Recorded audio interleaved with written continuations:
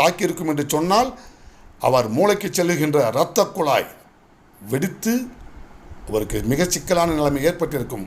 அப்படித்தான் அமெரிக்க அதிபர் கென்னடி அவர்கள் உயிரிழந்தார்கள்.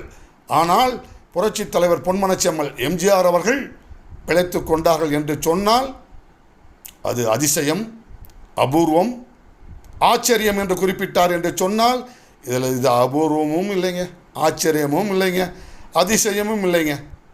பொன்மனச்செம்மல் என்று கிருபானந்த வாரியார் குறிப்பிட்டார்.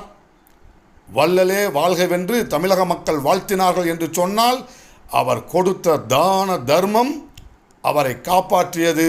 தர்மம் தலைகாக்கும், தக்க சமயத்தில் உயிர்காக்கும் என்ற வரிகளுக்கு உயிர் கொடுத்தவர்தான் நம் இதய தெய்வம் புரட்சித் தலைவர் பொன்மனச்செம்மல் எம்ஜிஆர் அவர்கள் என்கின்ற நல்ல தகவலை உங்களிடம் பகிர்ந்து கொண்டு விடைபெறுகிறேன். நன்றி, வணக்கம். வாழ்க தமிழ், வெல்க தமிழ்.